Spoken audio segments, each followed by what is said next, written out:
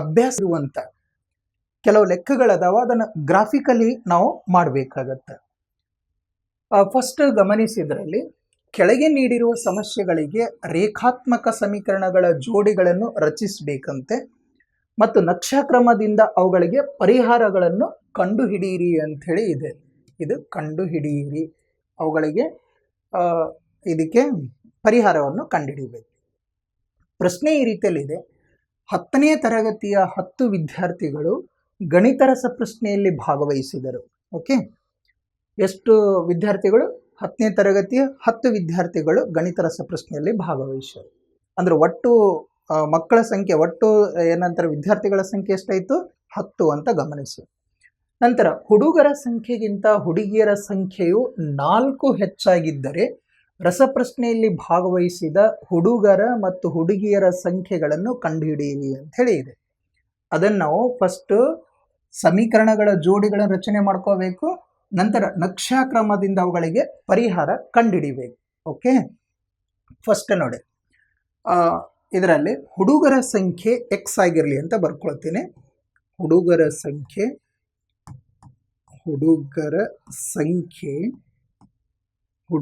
ಸಂಖ್ಯೆ ಎಕ್ಸ್ ಆಗಿರಲಿ. ಓಕೆ, ಇನ್ನು ಹುಡುಗಿಯರ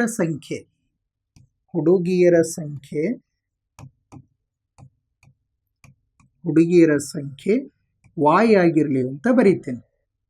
ಓಕೆ, ವಾಯ್ ಆಗಿರಲಿ. ಪ್ರಶ್ನೆಯ ಪ್ರಕಾರ ಅಕಾರ್ಡಿಂಗ್ ಟು ಕ್ವಶನ್, ಪ್ರಶ್ನೆಯ ಪ್ರಕಾರ ನೋಡಿದೀವಿ ಅಂದ್ರೆ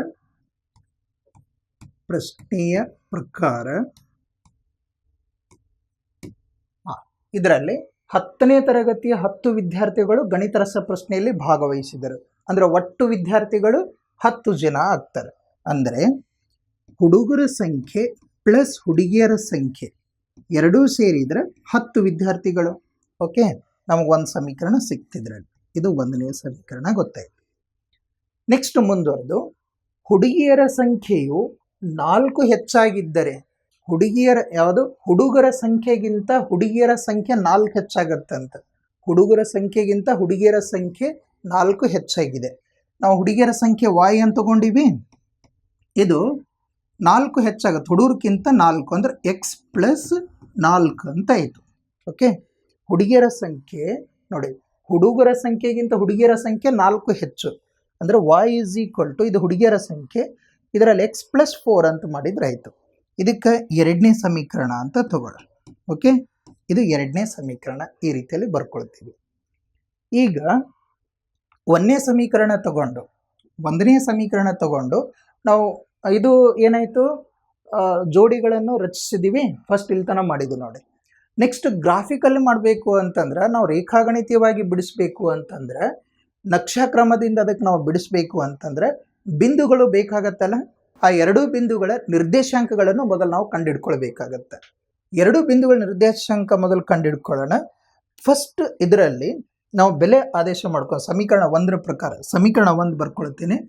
X plus y is equal to 10 ಅಂಥೇಳಿ ಇದೆ. X plus y is equal to 10.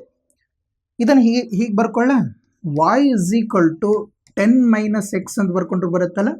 Okay, first ನಾನು ಏನು ಮಾಡ್ತೀನಿ, ಎಕ್ಸ್ ಬೆಲೆ 5 ಅಂತ ತಗೊಳ್ತೀನಿ. ಫಸ್ಟು ಎಕ್ಸ್ ಬೆಲೆ 5 ಅಂತ ತಗೊಳ್ಳೋಣ. ಎಕ್ಸ್ ಇಸ್ ಈಕ್ವಲ್ ಟು 5 ಆದಾಗ ವಾಯ್ ವ್ಯಾಲ್ಯೂ ಏನಾಗುತ್ತೆ ನೋಡೋಣ. Y is equal to 10 minus x ಅಂತ 5 ಇದೆ, ಅಂದರೆ ಎಷ್ಟಾಯ್ತು ಇದು? Y is equal to 10 minus 5 ಅಂದರೆ 5. ಅಂದರೆ ಈ ಬಿಂದು ನಿರ್ದೇಶಾಂಕಗಳೇನಾಯಿತು, 5 ತೊಗೊಂಡಾಗ 5 ಆಯಿತು, ಅಂದರೆ 5 ಅಂತ ಗೊತ್ತಾಯ್ತು. Okay, next x is equal to 4 ಅಂತ ತಗೊಳ್ತೀನಿ. ಎಕ್ಸ್ ಇಸ್ ಈಕ್ವಲ್ ಟು 4 ಆದಾಗ ಇದೇ ಸಮೀಕರಣದಲ್ಲಿ ಬೆಲೆ ಹಾಕೋಣ. Y is equal to 10 minus x ಅಂದರೆ 4 ಅಂತ ತೊಗೊಂಡಿನಿ. ಎಷ್ಟಾಗತ್ತೆ ಇದು? Y is equal to 10 minus 4 ಅಂತಂದರೆ 6 ಅಂತ ಆಯಿತು. ಅಂದರೆ ಎಕ್ಸ್ ಅಂದರೆ 4 ಇದ್ದಾಗ ವಾಯ್ 6 ಆಯಿತು. ಇದು 4 ಅಲ್ಲ, 4 ಇದ್ದಾಗ ವಾಯ್ ಏನಂತಂದರೆ 6 ಆಯಿತು. ಫಸ್ಟ್ ಎಕ್ಸ್ ಬರಿಬೇಕು, ನೆಕ್ಸ್ಟ್ ವಾಯ್ದು ಬರಿಬೇಕು. ಇನ್ನೊಂದು ಬಿಂದು ತೊಗೊಂಡ್ಬಿಡೋಣ. ಇದರಲ್ಲಿ ಎಕ್ಸ್ ಇಸ್ ಈಕ್ವಲ್ ಟು 3 ಆದಾಗ ಅಂತ ತೊಗೊಂಡ್ಬಿಡ್ತೀವಿ. ಎಕ್ಸ್ ಇಸ್ ಈಕ್ವಲ್ ಟು 3 ಆದಾಗ, ಎಕ್ಸ್ ಇಸ್ ಈಕ್ವಲ್ ಟು 3 ಇತ್ತಂದ್ರೆ ಇದೇ ಸಮೀಕರಣದಾಗ y is equal to 10 minus x ಅಂದರೆ 3 ಅಂದರೆ ಎಷ್ಟಾಯ್ತಿದು 7. ಅಂದರೆ ಈ ಬಿಂದು ನೋಡಿ 3 ಇದ್ದಾಗ y ಬೆಲೆ 7 ಅಂತ ಆಯಿತು. ಕ್ಲಿಯರ್? ಇದ್ರದ್ದೊಂದು ಟೇಬಲ್ ನಾವು ರಚನೆ ಮಾಡ್ಕೊಳ್ಳೋಣ. ಮೊದಲನೇ ಸಮೀಕರಣ ಟೇಬಲ್ ಇದು. ಇದರಲ್ಲಿ ಇದು ಎಕ್ಸ್ ವೈ ಫಸ್ಟ್ ನೋಡಿ, ಎಕ್ಸ್ ಎಕ್ಸ್ ತೊಗೊಂಡಿನಿ, ಇದು 5 5 ಅದ ನೋಡಿ, 5 5. ನೆಕ್ಸ್ಟ್ ಬಿಂದುದು 4 6 4 6. ನೆಕ್ಸ್ಟ್ ಬಿಂದು ಇರೋದು 3 7. ಓಕೆ, ಇದು ಒಂದು ಟೇಬಲ್ ಆಯಿತು. ನೆಕ್ಸ್ಟ್ ಎರಡನೇ ಸಮೀಕರಣ ತೊಗೊಂಡು ಬಿಡಿಸೋಣ. y ಇಸ್ ಈಕ್ವಲ್ ಟು ಎಷ್ಟಿದೆ, x plus 4. y is equal to x plus 4. ಇದನ್ನು ಬಿಡಿಸೋಣ. ಇಲ್ಲಿ ಎಕ್ಸ್ ಇಸ್ ಈಕ್ವಲ್ ಟು 0 ಆದಾಗ ಅಂತ ತಗೊಳ್ಬೋದು. ಎಕ್ಸ್ ಇಸ್ ಈಕ್ವಲ್ ಟು 0 ಆದಾಗ ಇದ್ರ ಬೆಲೆ ನೋಡೋಣ. y is equal to x ಅಂತಂದರೆ ಎಷ್ಟು ತೊಗೊಂಡಿವಿ ನಾವು, 0 ತೊಗೊಂಡಿವಿ. ಎಕ್ಸ್ ಅಂದರೆ 0 ಪ್ಲಸ್ ಇದು 4 ಎಷ್ಟಾಗುತ್ತೆ, 4 ಆಗಿಬಿಡುತ್ತೆ. 0 ಪ್ಲಸ್ 4 ಅಂದರೆ 4. ಇದ್ರ ಬೆಲೆ ನೋಡಿ, 0 ತಗೊಂಡಾಗ ಎಷ್ಟು ಬಂತು, ಇದು 4 ಅಂತ ಬಂತು. Clear? Next x is equal to 1 ಅಂತ ತಗೊಳ್ತೀನಿ ನಾನು. ಎಕ್ಸ್ ಇಸ್ ಈಕ್ವಲ್ ಟು 1 ಅದಾಗ ಯಾವುದನ್ನು ತಗೊಳ್ಬೋದು. ಇದೇ ಸಮೀಕರಣದಲ್ಲಿ ಬೆಲೆ ಆದೇಶ ಮಾಡ್ತೀನಿ. y is equal to x ಅಂದ್ರೆ ಇಲ್ಲಿ 1 ತಗೊಂಡಿನಿ, ಇದು 4. 1 ಪ್ಲಸ್ 4 ಅಂದರೆ ಎಷ್ಟು, 5 ಆಯಿತು. ನೋಡಿ ಇಲ್ಲಿ ಇದ್ರ ಬಿಂದು ನಿರ್ದೇಶಾಂಕ 1, ಇದು 5 ಅಂತ ಬಂತು. ಓಕೆ, ಈಗ ಇನ್ನೊಂದು ಬಿಂದು ಇನ್ನೊಂದು ತಗೊಳ್ಳೋಣ, ಇನ್ನೊಂದು ವ್ಯಾಲ್ಯೂ ತಗೊಳ್ಳೋಣ. ಎಕ್ಸ್ ಇಸ್ ಈಕ್ವಲ್ ಟು 2 ಆದಾಗ ಇಲ್ಲಿ ಎಕ್ಸ್ ಅಂದರೆ 2 ಅಂತ ತಗೊಳ್ತೀವಿ. ಆಗ ಇದೇ ಸಮೀಕರಣದಲ್ಲಿ y is equal to x plus 4 ಅಂತ, y is equal to x ಅಂದರೆ ಇಲ್ಲಿ 2 ತಗೊಳ್ಳೋಣ, ಪ್ಲಸ್ ಇದು 4 ಕೂಡಿಸಿದ್ರೆ ಎಷ್ಟಾಯಿತು, 6. ಇದ್ರ ಬಿಂದು ನಿರ್ದೇಶಾಂಕ 2, ಇದು 6. ಓಕೆ, 3 ಬಿಂದು ಗೊತ್ತದು. ಇದರ ಟೇಬಲ್ ರಚನೆ ಮಾಡ್ಕೊಳ್ಳಿ. ಈ ಬಿಂದುವಿನ ಟೇಬಲ್, ಇದರದ್ದು ಟೇಬಲ್, ಇದು ಎಕ್ಸ್ ಅಂತ ತಗೊಳ್ಳಿ, ಇದನ್ನು y ಅಂತ ತಗೊಳ್ಳೋಣ. ಫಸ್ಟ್ ಎಷ್ಟು, 0 4 ಎಷ್ಟು ಬಂತು ಇದಕ್ಕೆ, 0 4 0 4. ನೆಕ್ಸ್ಟ್ 1 5 1 5. ನೆಕ್ಸ್ಟ್ ಇರೋದು 2 6 2 6. ಹೀಗೆ ನಮಗೆ 2 ಟೇಬಲ್ ಇದರಲ್ಲಿ ನಾವು ರಚನೆ ಮಾಡ್ಕೊಂಡಿವಿ, 2 ಕೋಷ್ಟಕವನ್ನು ರಚನೆ ಮಾಡ್ಕೊಂಡಿವಿ. 4 5 6 ಅಂತ ಹೇಳಿ ಬಂದಿದೆ. ಓಕೆ, ನೆಕ್ಸ್ಟ್ ಇದನ್ನು ಗ್ರಾಫ್ನಲ್ಲಿ ಗುರುತಿಸೋಣ. ಗ್ರಾಫ್ನಲ್ಲಿ ಗುರುತಿಸ್ಬೇಕಂದ್ರೆ ಎಕ್ಸ್ ಅಕ್ಷ ಮತ್ತು y ಅಕ್ಷವನ್ನು ಎಳೆಯಬೇಕು. ಇದು ಮೂಲ ಬಿಂದು, ಈ ಕಡೆಗೆ ಎಕ್ಸ್ ಡ್ಯಾಶ್ ಮೈನಸ್ ಇರ್ತಾವ, ಈ ಕಡೆಗೆ ಎಕ್ಸ್ ಪ್ಲಸ್ 0 ಬಲಗಡೆ ಇರುವೆಲ್ಲ ಧನಾತ್ಮಕ ಸಂಖ್ಯೆ ಇರ್ತಾವೆ. ನಂತರ ಮೇಲ್ಗಡೆ ಇರುವಂಥ ಸಂಖ್ಯೆ ಧನಾತ್ಮಕ ಇರ್ತಾವೆ. y ಅಂತ ತಗೊಳ್ಳೋಣ, ಇದಕ್ಕೆ y ಡ್ಯಾಶ್ ಅಂತ ತಗೊಳ್ತೇನೆ. ಈಗ ನಾವು ಬಿಂದುಗಳನ್ನು ನೋಡ್ಕೊಳ್ಳೋಣ. ಎಕ್ಸ್ನಲ್ಲಿ ಹೈಯೆಸ್ಟ್ ತೊಗೊಂಡದ್ದು 5 4 3 ಇದೆ, 1 2 5 ತನಕ ಬರ್ಕೊಳ್ಬೋದು ನಾವು. ಇದು ಈ ಬಿಂದುಕ್ಕೆ 1 ಅಂತ ತಗೊಳ್ತೀನಿ, ಇದು 2 ಇದು 3 ಇದು 4 ಇದು 5 ಅಂತ ತಗೊಂಡಿನಿ. ವಾಯ್ನಲ್ಲಿ ಹೈಯೆಸ್ಟ್ ಇದ್ದದ್ದು ಎಷ್ಟಿದೆ, 5 6 7 7 ತನಕ ಇದೆ. ಈ ಕಡೆಗೆ 1 ಇದು 2 3 4 5 6 7 ನೆಕ್ಸ್ಟ್ 8 ಇಷ್ಟು ತಗೊಳ್ಬೋದು. ಮೈನಸ್ನಲ್ಲಿ ಅಂತ ಏನಿಲ್ಲ, ಮೈನಸ್ನಲ್ಲಿ ಅಂತ ಇಲ್ಲೇ ಇಲ್ಲ, ಇದು -1 ಇದನ್ನು -1 ಆಮೇಲೆ -2 ಅಂತ ಬರ್ದೀವಿ. ಓಕೆ, ಈಗ ಬಿಂದುಗಳನ್ನು ಗುರುತಿಸ್ತೀನಿ. ಇಲ್ಲಿ ಮೊದಲನೇ ಸಮೀಕರಣ ನೋಡಿ, 5 5 ಇದೆ, ಎಕ್ಸ್ ಅಕ್ಷದ ಮೇಲೆ 5 y ಅಕ್ಷದ ಮೇಲೆ 5, ಆ ಬಿಂದುವನ್ನು ಇಲ್ಲಿ ಗುರುತಿಸ್ತೀವಿ. ಓಕೆ, ನೆಕ್ಸ್ಟ್ 4 6 ಎಕ್ಸ್ ಅಕ್ಷದ ಮೇಲೆ 4 y ಅಕ್ಷದ ಮೇಲೆ 6 ಅಂದರೆ ಇಲ್ಲಿ ಬಂತು, ಈ ಬಿಂದುವನ್ನು ಗುರುತು ಮಾಡಿದ್ದೀವಿ. ಅದೇ ರೀತಿಯಲ್ಲಿ ಎಕ್ಸ್ ಅಕ್ಷ ಅಂದ್ರೆ 3 ಇದೆ, ಇದ್ರ ಮೇಲ್ಗಡೆಗೆ 7 y ಮೇಲೆ 7, ಈ ಬಿಂದು ಗುರುತು ಮಾಡಿದ್ದೀವಿ. ಕ್ಲಿಯರ್? ನಂತರ ಆ ಬಿಂದುಗಳನ್ನು ಸೇರಿಸ್ಕೊಳ್ಬೇಕು, ಆ ಬಿಂದುಗಳನ್ನು ಪರಸ್ಪರ ಕನೆಕ್ಟ್ ಮಾಡಬೇಕು.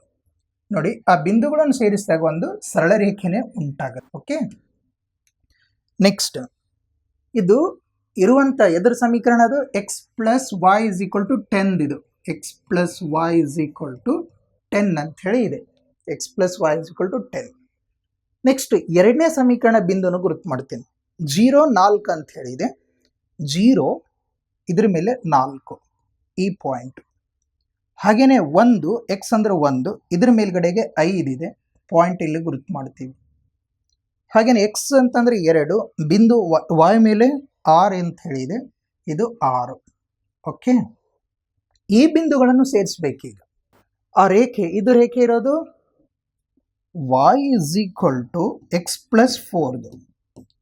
ಇವು ಎರಡೂ ರೇಖೆಗಳು ಯಾವ ಬಿಂದುವಿನಲ್ಲಿ ಛೇದಿಸದೆ ನೋಡಿ, ಎರಡು ರೇಖೆಗಳು ಬೇಕಾದ್ರೆ ಬಿಂದುವಿನ ಇವು ನಿರ್ದೇಶಾಂಕ ಬರ್ಕೊಳ್ಬಹುದು. ಇವು ಎರಡೂ ರೇಖೆಗಳು ಪರಸ್ಪರ ಯಾವ ಬಿಂದುವಿನಲ್ಲಿ ಸಂಧಿಸವ, ಎಲ್ಲಿ ಛೇದಿಸವ ಅಂತಂದ್ರೆ ಇಲ್ಲಿ 3, 7 ಮೇಲೆ ಛೇದಿಸಿದೆ. ಬೇಕಾದ್ರೆ ಇಲ್ಲಿ ನೋಡಿ, ಇದು 3 ಬಿಂದು, ಈ ಕಡೆಗೆ 7 ಅಂತ ಹೇಳಿದೆ. 3, 7 ಫಸ್ಟ್ ಇದ್ದದ್ದು ಎಕ್ಸ್ ಅಂತ ಹೇಳಿವಿ ನಾವು, ನೆಕ್ಸ್ಟ್ ಇದ್ದದ್ದು ವಾಯ್. ಅಲ್ಲಿ ಎಕ್ಸ್ ಅಂತ ಏನಂತ ತಿಳ್ಕೊಂಡಿದ್ವಿ ನಾವು, ಎಕ್ಸ್ ಅಂತಂದ್ರೆ ಹುಡುಗರ ಸಂಖ್ಯೆ, ವಾಯ್ ಅಂತಂದ್ರೆ ಹುಡುಗಿಯರ ಸಂಖ್ಯೆ ಅಂತ. ದೇರ್ಫೋರ್ ನಾವೇನಂತ ಬರೀಬಹುದು ಇಲ್ಲಿ, ಹುಡುಗರ ಸಂಖ್ಯೆ. ಹುಡುಗರ ಸಂಖ್ಯೆ ಎಕ್ಸ್ ಅಂತ ಹೇಳಿದೀವಿಲ್ಲ, ಅಂದ್ರೆ ಇಲ್ಲಿ ಇದು ಏನಂತಂದ್ರೆ ಛೇದಿಸುವಂತ ಬಿಂದುನು ತಗೊಳ್ತೀವಿ. ಇದು ಛೇದಿಸುವಂತ ಬಿಂದು. ಎರಡು ರೇಖೆಗಳು ಪರಸ್ಪರ ಛೇದಿಸ್ತಾವಂತಂದ್ರೆ ಅದಕ್ಕೆ ಏಕೈಕ ಪರಿಹಾರ ಇರುತ್ತೆ ಅಂತ ಹೇಳಿದೀವಿ ನಾವು. ಆದ್ದರಿಂದ ಇಲ್ಲಿರುವಂಥ ಪರಿಹಾರ ಫಸ್ಟ್ ಎಕ್ಸ್ 3 ಇದೆ, ನೆಕ್ಸ್ಟ್ 7 ಅಂತ ಹೇಳಿದೆ. ಆದ್ದರಿಂದ ಹುಡುಗರ ಸಂಖ್ಯೆ, ಹುಡುಗರ ಸಂಖ್ಯೆ ಎಕ್ಸ್ ಅಂತ ಹೇಳಿದೀವಿ ನಾವು. ಎಕ್ಸ್ ಎಷ್ಟಿದೆ, ಎಕ್ಸ್ ಇಲ್ಲಿ 3. ಹುಡುಗಿಯರ ಸಂಖ್ಯೆ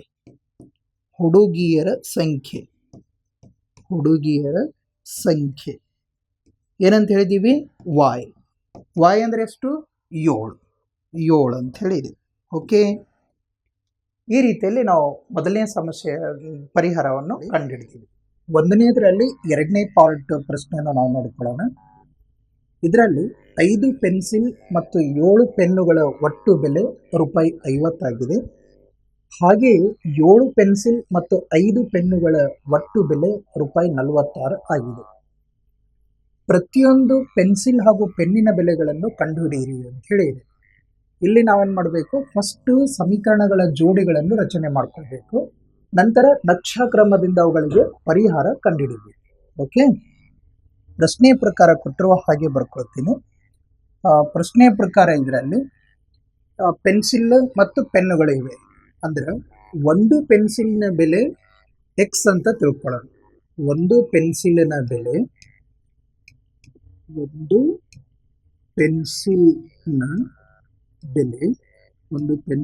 ಎಷ್ಟು ತಗೊಳ್ಳೋ ನಾವು, ರೂಪಾಯಿ ಎಕ್ಸ್ ಅಂತ ತಗೊಳ್ತೀವಿ. ರೂಪಾಯಿ ಎಕ್ಸ್ ಆಗಿರಲಿ ಅಂತ ಬರೀತೀವಿ. ಓಕೆ, ಹಾಗೆಯೇ ಒಂದು ಪೆನ್ನಿನ ಬೆಲೆ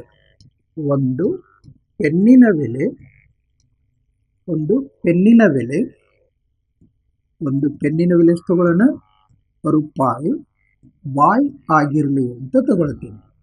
ಓಕೆ, ಈಗ ಪ್ರಶ್ನೆ ಪ್ರಕಾರ ನೋಡಿ, ಪ್ರಶ್ನೆ ಪ್ರಕಾರ ಸಮೀಕರಣಗಳನ್ನು ರಚನೆ ಮಾಡ್ಕೊಳ್ಳೋಣ. ಪ್ರಶ್ನೆಯ ಪ್ರಕಾರ ಸಮೀಕರಣಗಳನ್ನು ರಚನೆ ಮಾಡ್ಕೊಳ್ಳೋಣ. ಏನಿದೆ, 5 ಪೆನ್ಸಿಲ್ ಮತ್ತು 7 ಪೆನ್ನುಗಳ ಒಟ್ಟು ಬೆಲೆ 50 ರೂಪಾಯಿ ಇದೆ. ಅಂದ್ರೆ 5x ಐತೆ, ಯಾಕಂದ್ರೆ ಒಂದು ಪೆನ್ಸಿಲ್ ಬೆಲೆ ಎಕ್ಸ್ ಅಂತಂದೀವಿ, 5 ಪೆನ್ಸಿಲ್ ಅಂದ್ರೆ 5x ಅಂತ ಆಗುತ್ತೆ. 5x ಮತ್ತು 7 ಪೆನ್ನು, ಒಂದು ಪೆನ್ನಿನ ಬೆಲೆ y ಅಂತಂದೀವಿ, 7 ಪೆನ್ ಅಂತಂದ್ರೆ 7y ಅಂತೀವಿ. ಇದರ ಒಟ್ಟು ಬೆಲೆ ಎಷ್ಟು, 50 ರೂಪಾಯಿ. ಓಕೆನಾ, ಇದು ಒಂದನೇ ಸಮೀಕರಣ ಅಂತ ತಗೊಳ್ಳಿ. ಹಾಗೇನೆ 7 ಪೆನ್ಸಿಲ್ ಮತ್ತು 5 ಪೆನ್ನುಗಳ ಒಟ್ಟು ಬೆಲೆ 46. 7 ಪೆನ್ಸಿಲ್ ಅಂತಂದ್ರೆ 7x, ಆಮೇಲೆ 5 ಪೆನ್, ಒಂದು ಪೆನ್ನಿನ ಬೆಲೆ y ಅಂದಿವಲ್ಲ, 5 ಪೆನ್ನು 5y ಅಂತ ತಗೊಳ್ತೀವಿ. ಎಷ್ಟಂತ ಬೆಲೆ, 46 ರೂಪಾಯಿ. 46 ರೂಪಾಯಿ ಅಂತೇಳಿ ಆಯ್ತು. ಇದು ಎರಡನೇ ಸಮೀಕರಣ ಆಯಿತು. ಈಗ ನಾವೇನು ಮಾಡೋಣ, ಫಸ್ಟ್ ಏನು ಅವ್ರು ಹೇಳಿದ ಹಾಗೆ ಸಮೀಕರಣಗಳ ಜೋಡಿಗಳನ್ನು ರಚನೆ ಮಾಡಿದ್ದೀವಿ. ಈಗ ನಕ್ಷಕ್ರಮದಿಂದ ಬಿಡಿಸಬೇಕು ಅಂತಂದ್ರೆ ಒಂದೊಂದು ಸಮೀಕರಣ ತಗೊಂಡು ಅದಕ್ಕೆ ನಾವು ಬಿಂದುಗಳನ್ನು ಗುರುತಿಸ್ಕೊಳ್ಳೋಣ, ಅಂದ್ರೆ ಬಿಂದುವಿನ ನಿರ್ದೇಶಾಂಕಗಳನ್ನು ಗುರುತಿಸ್ಕೊಳ್ಬೇಕು. ಫಸ್ಟ್ ಮೊದಲನೇ ಸಮೀಕರಣ ನಾನು ಇಲ್ಲಿ ತಗೊಳ್ತೀನಿ. ಮೊದಲನೇ ಸಮೀಕರಣದ ಪ್ರಕಾರ ಇದನ್ನ ಹೀಗೆ ಬಿಡಿಸ್ಕೊಳ್ಳೋಣ. ಮೊದಲನೇ ಸಮೀಕರಣ ಹೀಗಿದೆನಾ, 5x + 7y is equal to 50 ಅಂತ ಹೇಳಿದೆ. ಒಂದು ಚರಾಕ್ಷರವನ್ನು ನಾವು ತೆಗೆದುಕೊಂಡು ಉಳಿದ ಚರಾಕ್ಷರವನ್ನು ಬಲಗಡೆ ಬರ್ಕೊಳ್ತೀವಿ. ಇಲ್ಲಿ 50 ಇದು ಎಕ್ಸ್ನ ಈ ಕಡೆ ತರ್ತೀನಿ, 5x ಆಯಿತು, -5x. ನಮಗೆ y ಚರಾಕ್ಷರ ಬೆಲೆಯನ್ನು ಕಂಡುಹಿಡಿಬೇಕಾಗಿದೆ. ಅದಕ್ಕಾಗಿ 7 ಡಿವೈಡೆಡ್ ಬೈ ಆಗುತ್ತೆ, ಇದು 50 - 5x ಅಂತ ಆಯಿತು. ಓಕೆ, ಈ ಸಮೀಕರಣ ಪ್ರಕಾರ ನಾವು ಬೆಲೆಯನ್ನು ಆದೇಶ ಮಾಡಿಕೊಳ್ಳೋಣ. ಫಸ್ಟ್ ಇದರಲ್ಲಿ 50 - 5x - 7 ಅಂತ ತಗೊಂಡಿವಲ್ಲ, ಮೊದಲನೇದಾಗಿ ನಾನು ಇಲ್ಲಿ x = 3 ಆಗಿರಲಿ ಅಂತ ಬರ್ಕೊಳ್ತೀನಿ. x = 3 ಆಗಿರಲಿ ಅಂತ ಅಂದರೆ x ಬೆಲೆಯನ್ನು 3 ಅಂತ ತಗೊಳ್ತೀನಿ. x ಬೆಲೆ ಇಲ್ಲಿ x ನ ಚರಾಕ್ಷರ 3 ಅಂತ ಹಾಕ್ತೀನಿ, ಅವಾಗ ನನಗೆ y ಚರಾಕ್ಷರದ ಬೆಲೆ ಸಿಗುತ್ತೆ. x = 3 ಆಯಿತು ಅಂತಂದರೆ ಇದರಲ್ಲಿ ಬೆಲೆ ಆದೇಶ ಮಾಡ್ತೀನಿ. y = 50 - 5 ಇಂಟು x ಅಂದರೆ ಇಲ್ಲಿ 3 ಅಂತ ತಗೊಂಡಿನಿ, ಡಿವೈಡೆಡ್ ಬೈ ಇದು 7 ಅಂತ ಹೇಳಿ ಇದೆ. ಇದನ್ನು ಹಾಗೆ ಬಿಡಿಸ್ಕೊಳ್ಳೋಣ. ಇದು 50ಕ್ಕೆ 50 -5 3 15, ಇದು ಡಿವೈಡೆಡ್ ಬೈ 7. 50 - 15 ಅಂದರೆ ಎಷ್ಟಾಯಿತು? 35 ಅಂತ ಆಗುತ್ತೆ. 35/7. ಇದನ್ನು ಛೇದ ಹೊಡೆದೀವಿ ಅಂತಂದ್ರೆ 7 1 7 5 35, ಇದು 5 ಅಂದರೆ ಇದರ ಬಿಂದು x ಅಂದ್ರೆ 3 ತಗೊಂಡಿವಿ, ಆಗ y ಅಂದ್ರೆ 5 ಆಯಿತು, ಒಂದು ಬಿಂದು ಸಿಕ್ತು. ಓಕೆ, ಈಗ ಇದೇ ಸಮೀಕರಣದಲ್ಲಿ ಕೊಟ್ಟಿರುವಂಥ y = 50 - 5x ಅಂತ ಏನಿದೆ ಅಲ್ಲ, ಇದೇ ಸಮೀಕರಣದಲ್ಲಿ ನಾನು ಇನ್ನೊಂದು ಬೆಲೆಯನ್ನು ಆದೇಶ ಮಾಡ್ಕೊಳ್ತೀನಿ. ಇನ್ನೊಂದು ಬೆಲೆ ತಗೊಳ್ತೀನಿ. ಇದರಲ್ಲಿ x = 10 ಅಂತ ತಗೊಳ್ತೀನಿ.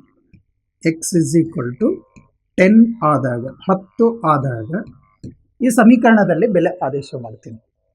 ಎಷ್ಟಾಗತ್ತೆ? y ನೋಡಿ, y = ಇದು 50 - 5 ಇಂಟು x ಅಂದರೆ ಎಷ್ಟು ತೊಗೊಂಡು ನಾನಿಲ್ಲಿ 10 ಅಂತ ತೊಗೊಂಡಿದ್ದೆ. 10 ಡಿವೈಡೆಡ್ ಬೈ ಇದು 7ಕ್ಕೆ 7. ಓಕೆ, ನೆಕ್ಸ್ಟ್ ಎಷ್ಟಾಗತ್ತೆ? 50, ಇದು ಗುಣಾಕಾರ ಮಾಡಿದರೆ 5 10 50 ಆಯಿತು, ಡಿವೈಡೆಡ್ ಬೈ 7. 50 - 50 ಅಂದರೆ 0/7 ಅಂದರೆ ಎಷ್ಟಾಯ್ತು? ಇದರಲ್ಲಿ 0 ಅಂತ ಆಯ್ತು ಇದು. ಓಕೆ, 0 ಅಂತ ಆಯಿತು. ಅಂದರೆ ಇಲ್ಲಿ ಸಿಕ್ಕಿರುವಂಥ ಬಿಂದು 10 ಅಂತ ತಗೊಂಡ್ರೆ ಇದು 0 ಅಂತ ಆಯಿತು. ಓಕೆ, 10 ಅಂತಂದರೆ ಇದು 0 ಆಯಿತು. ಎರಡು ಬಿಂದು ಸಾಕಾಗತ್ತೆ. ಇದರದ್ದು ಟೇಬಲ್ ರಚನೆ ಮಾಡ್ಕೊಳ್ತೀನಿ. ಮೊದಲನೇ ಸಮೀಕರಣ ಟೇಬಲ್, ಇದರ ಟೇಬಲ್ 3, ಇದು 5, ನೆಕ್ಸ್ಟ್ 10 0, ಇದೊಂದು ಟೇಬಲ್ ಆಯಿತಾ. ಗ್ರಾಫ್ನಲ್ಲಿ ನಾವು ರಚನೆ ಮಾಡಬೇಕಾದ್ರೆ ಗ್ರಾಫಿನ ನಿರ್ದೇಶಾಂಕ ಅಂದ್ರೆ ಬಿಂದುವಿನ ನಿರ್ದೇಶಾಂಕ ಬೇಕಾಗತ್ತೆ, ಬಿಂದುವನ್ನು ಗುರುತು ಮಾಡಬೇಕಂತ. ನೆಕ್ಸ್ಟ್ ಎರಡನೇ ಸಮೀಕರಣ ತಗೊಳ್ತೀನಿ. 7x + 5y = 46 ಅಂತ ಹೇಳಿದೆ. ಏನಿದೆ ಅದು? +5y = 46 ಅಂತ ಹೇಳಿ ಇದೆ. =46. ಇದರಲ್ಲಿಯೂ ಸಹ ನಾನು ಹೀಗೆ ಬರ್ಕೊಳ್ತೀನಿ. ಇದನ್ನು ಒಂದು ಚರಾಕ್ಷರನ ಆಯ್ಕೆ ಮಾಡಿಕೊಂಡು ಉಳಿದದ್ದನ್ನು ಏನಂತಂದ್ರೆ ಬಲಗಡೆಗೆ ಟ್ರಾನ್ಸ್ಫರ್ ಮಾಡ್ತೀನಿ. ಓಕೆ, ನೆಕ್ಸ್ಟ್ ಇದನ್ನು y = 46 - 7x ಡಿವೈಡೆಡ್ ಬೈ ಇದು 5 ಅಂತ ಬರ್ಕೊಳ್ತೀನಿ. x = 3 ತೊಗೊಂಡ್ರೆ ಬರುತ್ತೆ. x = 3 ಆದಾಗ ನೋಡೋಣ ಇದರ ಬೆಲೆ ಕಂಡುಹಿಡಿಯೋಣ ಅಂತ. y = ಇದು 46 - 7 × 3 ಡಿವೈಡೆಡ್ ಬೈ ಇದು 5. ಓಕೆ, ಮತ್ತು ಇದನ್ನು ಸಿಂಪ್ಲಿಫೈ ಮಾಡಿದರೆ 46 7 3 21 ಡಿವೈಡೆಡ್ ಬೈ 5. 46ರಲ್ಲಿ 21 ಕಳೆದ್ರೆ 25 ಡಿವೈಡೆಡ್ ಬೈ 5. 5 1 5, 5 5 25. ಎಷ್ಟಾಯ್ತು? ಇದು 5 ಅಂತ. ಅಂದರೆ ಇದರಲ್ಲಿ ಸಿಕ್ಕಿರುವಂಥ ಬಿಂದು ಇದು 3, ಇನ್ನೊಂದು 5, ಈ ಬಿಂದುವಿನ ನಿರ್ದೇಶಾಂಕ. ಓಕೆ, x = 8 ಆದಾಗ ಈ ಸಮೀಕರಣದಲ್ಲಿ ಬೆಲೆ ಹಾಕೋಣಂತ. y = ಇದು 46 - 7 ಗುಣಿಲೆ x ಅಂದರೆ ಎಷ್ಟು ಹೋಗ್ಬೇಕಂತ ಹೇಳಿನಿ? 8 ಡಿವೈಡೆಡ್ ಬೈ ಎಷ್ಟಿದೆ? Divided by 5. ಓಕೆ, ಇದನ್ನು ಸಿಂಪ್ಲಿಫೈ ಮಾಡ್ತೀನಿ. 46 ಮೈನಸ್ 7 ಎಂಟ್ಲೆ 56 ಆಯಿತು. ಇದು ಡಿವೈಡೆಡ್ ಬೈ 5. 46 ಮೈನಸ್ 56 ಅಂತಂದ್ರೆ ಮೈನಸ್ 10 ಅಂತ ಆಗುತ್ತೆ. Divided by 5 ಛೇದ ಹೊಡೆಯೋಣ. 5 ಒಂದ್ಲೆ 5 ಎರಡ್ಲೆ 10 ಅಂದ್ರೆ -2 ಆಯಿತು. ಈ ಬಿಂದುವಿನ ನಿರ್ದೇಶಾಂಕ ನೋಡಿ 8 -2 ಅಂತ ಆಯಿತು. ಓಕೆನಾ? ಇದ್ರ ಟೇಬಲ್ ನಾವು ರಚನೆ ಮಾಡ್ಕೊಳ್ತೀವಿ. ಓಕೆ, ಇದಕ್ಕೆ ಎಕ್ಸ್ ತಗೊಳ್ತೀನಿ, ಇದಕ್ಕೆ ವಾಯ್. ಇದರಲ್ಲಿ ಫಸ್ಟ್ ನೋಡಿ 3 5 ಇದರದು 3 5. ನೆಕ್ಸ್ಟ್ ಇರೋದು 8 -2 8 -2. ಇವೆರಡೂ ಟೇಬಲ್ ಯೂಸ್ ಮಾಡಿಕೊಂಡು ನಾವು ಗ್ರಾಫ್ ಹಾಳೆಯಲ್ಲಿ ಬಿಂದುಗಳನ್ನು ಗುರುತಿಸ್ಕೊಳ್ಳೋಣ. ಓಕೆ ಓಕೆ ಇದರಲ್ಲಿ ಏನು ಮಾಡೋಣ, ನಾವು ಈಗ ಎಕ್ಸ್ ಅಕ್ಷ ಮತ್ತು ವಾಯ್ ಅಕ್ಷೆಯನ್ನು ಗುರುತಿಸ್ಕೊಳ್ಳೋಣ. ಇದರಲ್ಲಿ ಇದು ಎಕ್ಸ್ ಡ್ಯಾಶ್ ಅಂತೀವಿ, ಮೈನಸ್ ಇರ್ತಾವ. ಇದು ಎಕ್ಸ್ ಅಂತ ತಗೊಳ್ಳೋಣ. ಮೂಲ ಬಿಂದುಕ್ಕೆ ನಾವು 0 ಅಂತ ಗುರುತು ಮಾಡ್ತೀವಿ. ಇದು ವಾಯ್ ಆಯಿತು. Next Y dash. ನಾವು ಎಕ್ಸ್ ಅಕ್ಷದ ಮೇಲೆ ಬಿಂದು ಗುರುತು ಮಾಡ್ಬೇಕಾದ್ರೆ ಹೈಯೆಸ್ಟ್ ಎಲ್ಲಿ ತನಕ ತೊಗೊಂಡು ನಾವು 10 ತನಕ ಇದೆ. 3 10 3 8 ಇದೆ. ಇಲ್ಲಿ ಬಿಂದು ಗುರುತು ಮಾಡ್ತೀನಿ. 1 2 ಇದು 3 4 5 6 7 8 9 10. ಮೈನಸ್ನಲ್ಲಿ ಏನೂ ಇಲ್ಲ ಅಂದ್ರೆ ಒಂದೆರಡು ಬಿಂದುವನ್ನು ಗುರುತು ಮಾಡ್ಕೊಳ್ಳೋಣ. ವಾಯ್ನಲ್ಲಿ ನೋಡಿದ್ದೀವಿ ಅಂದರೆ 5 ಹೈಯೆಸ್ಟ್ 5 ತನಕ ಇದೆ. ನೆಗೆಟಿವ್ನಲ್ಲಿ -2 ತನಕ ಅದು. ಬಿಂದುನ ಗುರುತು ಮಾಡ್ತೀನಿ. 1ನೇದು ಇದು 2 3 4 5 6 7 8 ಇಷ್ಟಿರಲಿ. ಮೈನಸ್ನಲ್ಲಿ ನೋಡಿದ್ದೀವಿ ಅಂದರೆ -1 -2 ಇದೆ. ಈಗ ಬಿಂದುವನ್ನು ಗುರುತು ಮಾಡೋಣ ನಾವು. ಫಸ್ಟ್ ನೋಡಿ, ಎಕ್ಸ್ ಅಕ್ಷ ಅಂದ್ರೆ 3, ಇದ್ರ ಮೇಲೆ 5 ಅಂತ ಹೇಳಿ ಇದೆ. ಎಕ್ಸ್ ಅಂದ್ರೆ 3, ಇದ್ರ ಮೇಲ್ಗಡೆ ವಾಯ್ ಅಕ್ಷ 5. ಓಕೆ, ಇಷ್ಟು ಇದು 3 5 ಅಂತ ಗುರುತು ಮಾಡೋಣ. ನೆಕ್ಸ್ಟ್ ಎಕ್ಸ್ ಅಕ್ಷದ ಮೇಲೆ 10 ಅಂತ ಹೇಳಿದೆ. 10 0 ಅಂದ್ರೆ ಇಲ್ಲೇ ಇರುತ್ತೆ. ಓಕೆ, ಇದು 10 0. ನೆಕ್ಸ್ಟ್ ನೋಡೋಣ, ಎಕ್ಸ್ ಅಕ್ಷ 3, ವಾಯ್ನಲ್ಲಿ 5 3 5 3 ಮೇಲೆ 5 ಇದೇ ಬಿಂದು. ಓಕೆ, ನೆಕ್ಸ್ಟ್ 8, ಎಕ್ಸ್ ಅಕ್ಷದ ಮೇಲೆ 8 -2 ಅಂದರೆ ಇಲ್ಲಿ ಬರುತ್ತೆ. ಎಕ್ಸ್ ಅಂದರೆ -2, ಎಕ್ಸ್ ಅಂದರೆ 8, ವಾಯ್ ಅಂದರೆ -2. ಇವು ಬಿಂದುಗಳನ್ನು ಸೇರಿಸ್ತೀನಿ ನೋಡಿ. ಬಿಂದು ಇದು ಯಾವ ಸಮೀಕರಣದ್ದು? ಮೊದಲನೇ ಸಮೀಕರಣ 5x 5. ಎರಡನೇ ಬಿಂದು ಇತ್ತಲ್ಲ, ಇದನ್ನು ಸೇರಿಸ್ಕೊಂಡು ಬಿಡೋಣ. ಇವೆರಡೂ ಬಿಂದುಗಳು ನೋಡಿ, ಇವೆರಡೂ ಬಿಂದುಗಳು ಇಲ್ಲಿ 3 5. ಇವೆರಡೂ ಬಿಂದುಗಳು ಈ ಬಿಂದು 3 5 ಮೇಲೆ ಏನಂತಂದ್ರೆ ಛೇದಿಸಿವೆ, ಅಲ್ಲಿ ಅವು ಸಂಧಿಸವು. ಹಾಗಾಗಿ ಫಸ್ಟ್ ನಾವೇನಂತ ತಗೊಂಡಿದ್ದೀವಿ, ಎಕ್ಸ್ ಅನ್ನೋದು 3, ವಾಯ್ ಅಂದ್ರೆ 5 ಅಂತ ಹೇಳಿದ್ದೀವಿ. ಎಕ್ಸ್ ಅಂದ್ರೆ ಏನಂತ ಹೇಳಿದೀವಿ ನಾವು? ಪೆನ್ಸಿಲ್ನ ಬೆಲೆ, ಒಂದು ಪೆನ್ಸಿಲಿನ ಬೆಲೆ. ಎಕ್ಸ್ ಅಂದ್ರೆ ಇಲ್ಲಿ ಯಾವುದು ಬಂತು? 3 ರೂಪಾಯಿ ಅಂತದು. ಓಕೆ, ಇನ್ನು ಒಂದು ಪೆನ್ನಿನ ಬೆಲೆ ವಾಯ್ ಅಂತ ಹೇಳಿದೀವಿ ನಾವು. ಒಂದು ಪೆನ್ನಿನ ಬೆಲೆ ಏನಂತ ಹೇಳಿದೀವಿ? ವಾಯ್. ಇಲ್ಲಿ ವಾಯ್ ಅಂತಂದ್ರೆ 5 ಅಂದ್ರೆ ರೂಪಾಯಿ 5 ಅಂತ ಆಯ್ತು. ಓಕೆ, ಹೀಗೆ ಗ್ರಾಫ್ನಲ್ಲಿ ಏನಂತಂದ್ರೆ ಕೊಟ್ಟಿರುವಂಥ ಸಮೀಕರಣವನ್ನು ಬಳಸಿ ನಾವು ಅವುಗಳ ಬಿಂದುವಿನ ನಿರ್ದೇಶಾಂಕ ಕಂಡುಹಿಡಿದು ಗ್ರಾಫ್ನಲ್ಲಿ ಆ ಬಿಂದುವನ್ನು ಗುರುತಿಸ್ಕೊಳ್ತೀವಿ. ನಂತರ ಆ ಎರಡೂ ರೇಖೆಗಳನ್ನು ಎಳಿತೀವಿ. ಎರಡೂ ರೇಖೆಗಳು ಯಾವ ಬಿಂದುವಿನಲ್ಲಿ ಛೇದಿಸಿರುತ್ತೆ ಆ ಛೇದನ ಬಿಂದುವಿನ ನಿರ್ದೇಶಾಂಕಗಳನ್ನೇ ನಾವು ಎಕ್ಸ್ ಮತ್ತು ವಾಯ್ ಅಂತ ನಿರ್ದೇಶಾಂಕ ಅಂತ ತಗೊಳ್ತೀವಿ. ಅದೇ ಆಧಾರದ ಮೇಲೆ ಅವುಗಳ ಬೆಲೆಯನ್ನು ಬರೀತೀವಿ. ಓಕೆ.